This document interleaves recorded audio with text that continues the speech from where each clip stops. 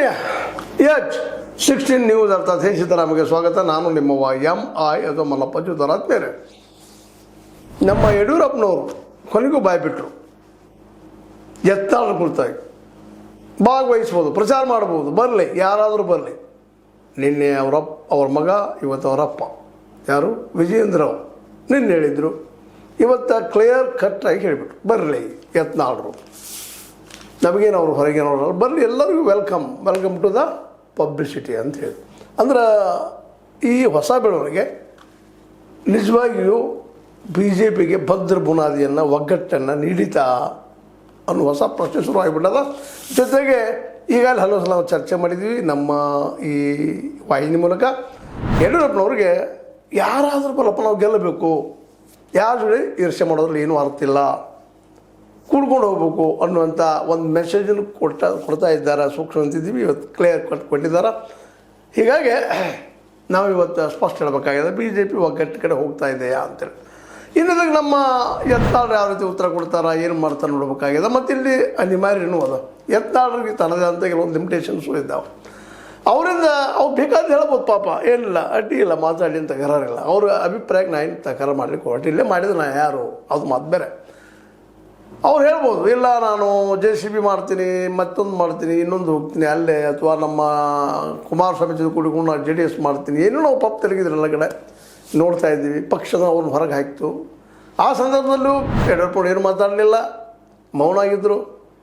ಯಡಿಯೂರಪ್ಪನವರು ಪ್ರಬಲ ಪಕ್ವ ರಾಜಕಾರಣಿ. ಹೌದು, ಕೆಲವೊಂದು ದೋಷಗಳಿದ್ದೆ ಅವರಲ್ಲೇ. ತನ್ನ ನಂತರ ತನ್ನ ಮಗ ಬರಬೇಕು, ತನ್ನ ಕುಟುಂಬ ಆಗಬೇಕು, ಮತ್ತು ಇವತ್ತಿನ ರಾಜಕೀಯದಲ್ಲಿ ಎಲ್ಲರೂ ಇವು ಕಾಮನ್ ಆಗಿಬಿಟ್ಟಿದ್ದವು. ಗೆದ್ರೆ ಮುಗಿತಪ್ಪ, ಉಳಿದೇನಿಲ್ಲ, ಜನಸಾಮಾನ್ಯ ಬಗ್ಗೆ ಏನು ಚಿಂತೆ ಇಲ್ಲ. ಜನಸಾಮಾನ್ಯ ಪಾಪ ಬಂದಿರ್ತಾರೆ, ಹಂಗೆ ಮೊದಲು ಗ್ಯಾರಂಟಿ ಕೊಟ್ಟ ಮುಗಿದೋಗ್ಬಿಟ್ಟಿದ್ದಪ್ಪ ಅನ್ನೋಂಥ ಮಾನಸಿಕ ಸ್ಥಿತಿಗೆ ಬಂದುಬಿಟ್ಟಿದ್ದಾರೆ ಎಲ್ಲರೂ. ಜನಸಾಮಾನ್ಯ ಸಲುವಾಗೆಲ್ಲ ಇವರು ತಮ್ಮ ಸಲುವಾಗಿ ತಾನು.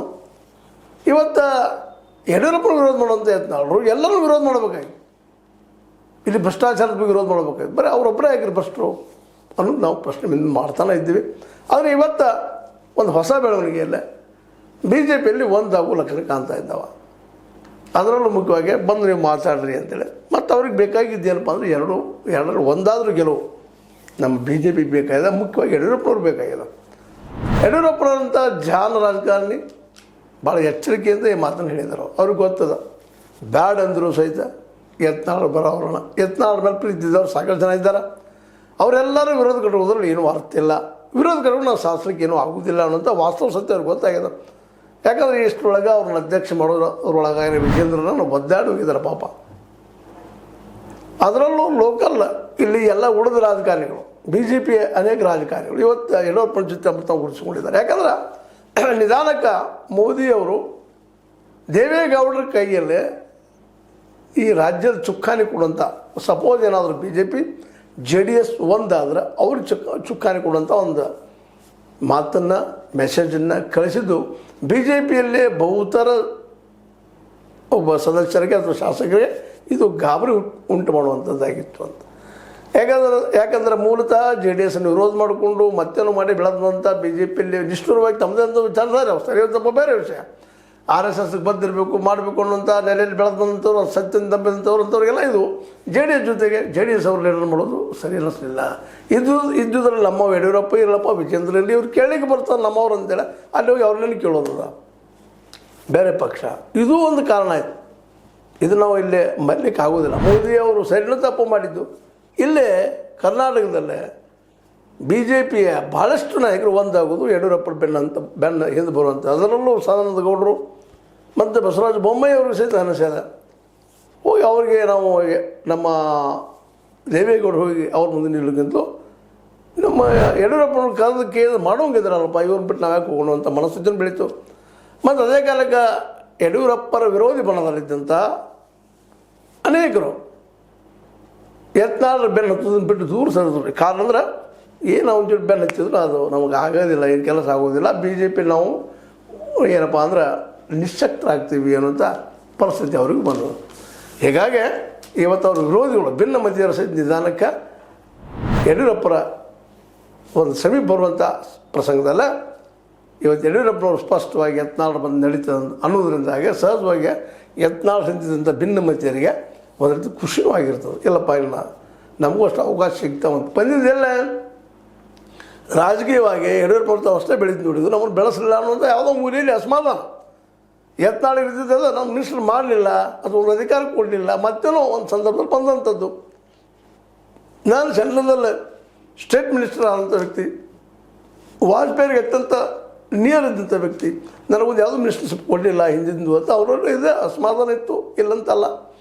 ಈ ಎಲ್ಲ ಕಾರಣಕ್ಕಾಗಿ ಒಂದು ದೊಡ್ಡ ಹೆಮ್ಮರಾಗಿ ಬೆಳೆದ. ಅವ್ರ ಜೊತೆಗೆ ಇನ್ನೂ ಕೆಲವೊಬ್ಬರು ಯಾರು ಸಿಕ್ಕಿಲ್ಲ ಪಾರ್ಟಿಯಲ್ಲಿ ಒಂದು ಒಳ್ಳೆಯ ಸ್ಥಾನಮಾನ ಅವ್ರು ಬಯಸುವಾಗ ಅವ್ರು ತಿಳ್ಕೊಂಡಿದ್ದಾರೆ ನಾನು ದೊಡ್ಡ ಲೀಡರು ಅಂತೇಳಿ. ಆದರೆ ಯಡಿಯೂರಪ್ಪನವ್ರಿಗೆ ಅವ್ರ ಲೀಡರ್ ಅನಿಸ್ಲಿಕ್ಕಿಲ್ಲ, ಮತ್ತೇನೂ ಇರ್ಬೇಕು ಕಾರಣ. ಹೀಗಾಗಿ ಅವ್ರಿಗೆ ಪ್ರಾಶಸ್ತ್ಯ ನೀಡೋದ್ರಿಂದ ಇವ್ರದ್ದೇ ಒಂದು ಗುಂಪು ಬೆಳ್ಕೊಂಡ್ಬಂದುಬಿಡ್ತು. ಆನಂದ್ ಲಿಂಬಾವಳಿಯವರಾಯಿತು, ನಮ್ಮ ರಮೇಶ್ ಜಾರಕಿಹೊಳಿಯವರಾಯಿತು, ಕುಮಾರ್ ಬಂಗಾರಪ್ಪನವರಾಯಿತು, ಸಿದ್ದೇಶ್ವರವರಾಯಿತು. ಇವ್ರ ಜೊತೆಗೆ ಏನೋ ಟಗ್ ಆಫ್ ವಾರ್ ಇದ್ದು ಯಡಿಯೂರಪ್ಪನವರು. ಅವರೆಲ್ಲರೂ ಒಂದು ಸಮಯದ ಒಂದು ರೀತಿಯಿಂದ BP ಹರೀಶ್ ಅವರಾಯಿತು, ಒಂದು ಸಮಯದಲ್ಲಿ ಏನೋ ಪೆಟ್ಟು ತಿಂದವರು. ಹೀಗಾಗಿ ಅವರು ಒಂದಾಗಿತ್ತು.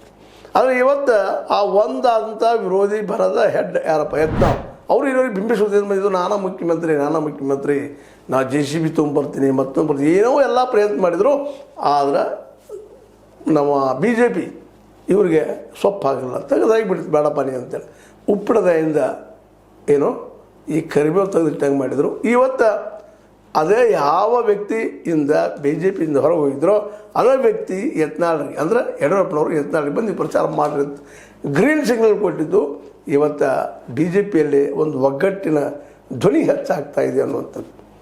ಇದು ಇನ್ನಷ್ಟು ಜೋರಾಯ್ತಪ್ಪ ಅಂತಂದ್ರೆ ಈ ಎರಡರಲ್ಲಿ ಒಂದನ್ನು ಸಪೋಸ್ ಏನಾದರೂ ಎರಡು ಗೆದ್ದರಂತೂ ಯಡಿಯೂರಪ್ಪನವ್ರು ಮಾಸ್ಟರ್ ಮೈಂಡ್, ಅವರ ಹೀರೋ, ಮುಗಿದೋದು ಮತ್ತೊಬ್ಬಿಲ್ಲ, ವಿಜಯೇಂದ್ರ ಗ್ಯಾರಂಟಿ ಅಂತೇಳಿ ಅನ್ನೋದಕ್ಕೆ ಹಾದಿ ಆಗ್ತದೆ. ಒಂದು ಗೆದ್ದರೂ ಸಹಿತ ನಾವು ಮಾಡಿದ್ವಪ್ಪ, ಯಾಕಂದರೆ ವಿರೋಧ ಪಕ್ಷ ಇದ್ದುಕೊಂಡು ನಮಗೆ ಅಂಥ ಅವಕಾಶಗಳು ಇರಲಿಲ್ಲ. ಅದರಲ್ಲೂ ಗ್ಯಾರಂಟಿ ಅಂತಹ ಒಂದು ದೊಡ್ಡ ಭೂತನ್ನು ನಮ್ಮ ಮೇಲೆ ಹೋಗಿದ್ಬಿಟ್ಟಿದ್ರು. ಈಗ ಅದರಾಗ ಗೆದ್ದು ಬಂದಿದ್ದು ಹೆಚ್ಚಿನ ಅಂತೇಳಿ ತಮ್ಮ ಅಷ್ಟು ತುಳಿಸ್ಕೋಬೋದು. ಹೀಗಾಗಿ ಇವತ್ತು ಗೆಲುವು ಭಾಳ ಮುಖ್ಯ ಆಗ್ಯದ ಯಡಿಯೂರಪ್ಪನವ್ರಿಗೆ. ಯತ್ನಾಳರಿಗೆ ಎಂಟ್ರಿ ಆಗಬೇಕಾಗ್ಯದ.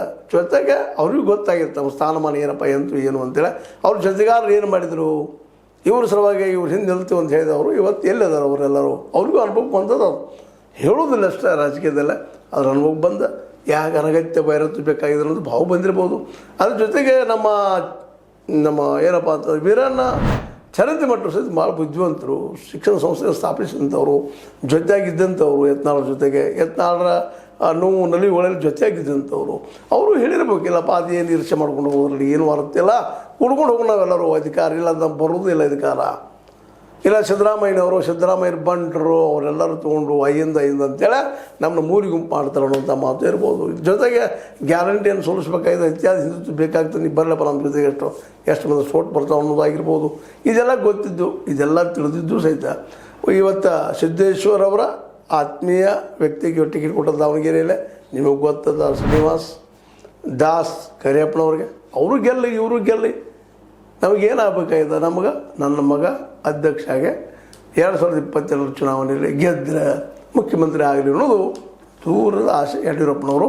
ಕೊನೆಗೆ ಅವರು ಸಹಿತ ಯತ್ನಾಳರಿಗೆ ಬರ್ರಿ ಪ್ರಚಾರ ಮಾಡಿರಿ ಗೆಲ್ಲಿಸ್ರಿ ಅಂತ ಹೇಳಿದ್ರಿಂದಾಗೆ ಇವತ್ತು BJP ಮತ್ತಷ್ಟು ಹುರುಪಿನಿಂದ ಮತ್ತು ನವ ಉತ್ಸಾಹದಿಂದ ತನ್ನ ಪ್ರಚಾರ ಜೋರು ಮಾಡಲಿಕ್ಕೆ ಶುರು ಮಾಡ್ತಾರೆ. ಬಟ್ ಇವರೆಲ್ಲರೂ ಒಂದು ಮಾತು ಹೇಳಬೇಕಾಗಿದೆ, ಕಾಂಗ್ರೆಸ್ BJP ಇಬ್ಬರಿಗೂ ಆಯ್ತು, JDSಗೂ ಆಯಿತು, ಒಂದು ಮಾತ್ರ ಈ ಸಂದರ್ಭ ಸ್ಪಷ್ಟಪಡಿಸ್ಬೇಕಾಗಿದೆ. ಇವರಿಗೆ ಜನರ ಅಭಿವೃದ್ಧಿ ಅವ್ರ ಉದ್ಯೋಗಗಳಿಗಿಂತಲೂ ಮುಖ್ಯವಾಗಿ ಬೇಕಾಗಿತ್ತು ತಮ್ಮ ಅಭಿವೃದ್ಧಿ, ತಮ್ಮ ಅಧಿಕಾರ. ಜನರು ಇದು ತಿಳ್ಕೊಬೇಕಾಗಿದೆ. ಜನರು ಇವತ್ತೊಂದು ಹೊಸ ವ್ಯವಸ್ಥೆಗೆ ದಾರಿ ಹುಡುಕಬೇಕಾಗಿದೆ. ಏನು ಮಾಡ್ತಾರೆ ನೋಡೋಣ ಅಂತ ಹೇಳ್ತಾ, ಇದು ನಿಮಗೆ ಲೈಕ್ ಆಗಿರ್ಬೋದು. ಲೈಕ್ ಮಾಡಿ, ಶೇರ್ ಮಾಡಿ, ಕಮೆಂಟ್ ಮಾಡಿ, ಜೊತೆಗೆ ಸಬ್ಸ್ಕ್ರೈಬ್ ತಿಳಿಸ್ಬಿಟ್ಟು S16 ನ್ಯೂಸ್ ಅರ್ಥ ಚೆನ್ನಾಗಿದ್ದು ಸತ್ಯದ ಕೈಗಳಲ್ಲಿ ವಂದನೆಗಳು.